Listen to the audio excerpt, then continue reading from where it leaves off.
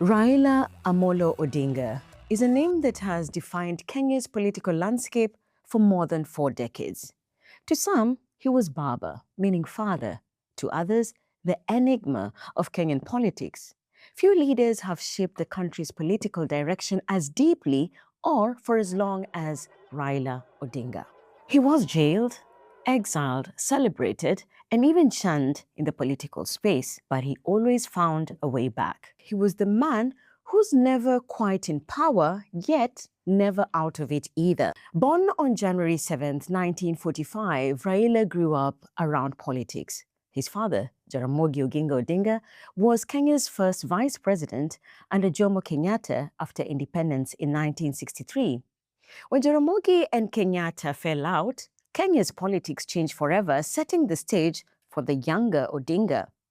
Raila studied mechanical engineering in what was then East Germany during the Cold War. Perhaps it was the mix of socialism and struggle in the part of the world that shaped his worldview. He even named his first son Fidel, after Fidel Castro, a reflection of his revolutionary ideals. Raila's political journey is nothing short of legendary. In 1982, he was detained for 6 years without trial, accused of taking part in a failed coup against President Daniel Arap Moi. When he was finally released, it didn't end there. He lived under constant surveillance and harassment before going into exile in Norway in 1991. In 1992, with Kenya finally opening up to multi-party democracy, he returned and won the Lang'ata parliamentary seat.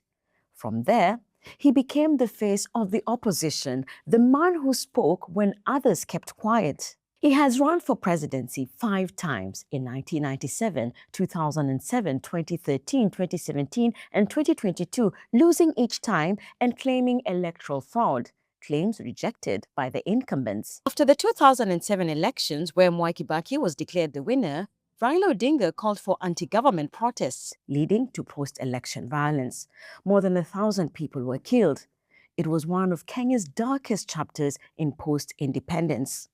Out of that chaos came a moment of reconciliation, a power-sharing deal that made Raila the country's prime minister in 2008. It was a bittersweet victory, a taste of power that faded with the new 2010 constitution, which scrapped the position of prime minister.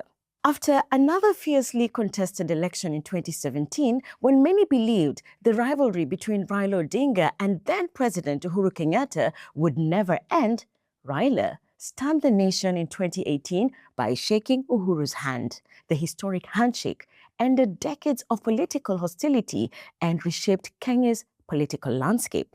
Fast forward to his relationship with current President William Ruto. It had been a complex one. Once allies in the Orange Democratic Movement during the 2007 campaign, they later became fierce rivals. Ruto broke away to form his own political path, and their rivalry defined Kenya's later elections. Yet, in true Raila fashion, he surprised many again by opening dialogue with Ruto after the heated 2022 contest, proving that in politics, he never closes a door completely.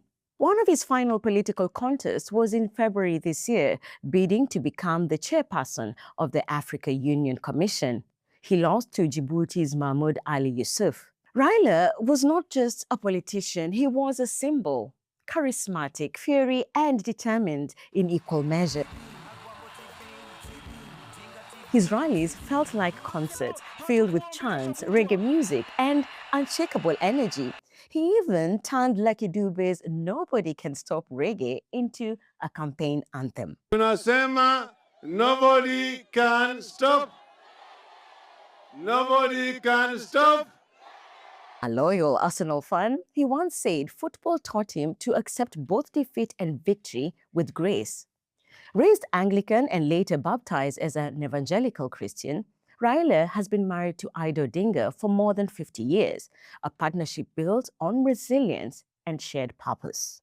Raila Odinga stood as one of Kenya's most influential and polarizing figures. To his supporters, he was a father of democracy. To his critics, a master strategist and a perpetual election loser who never stopped fighting.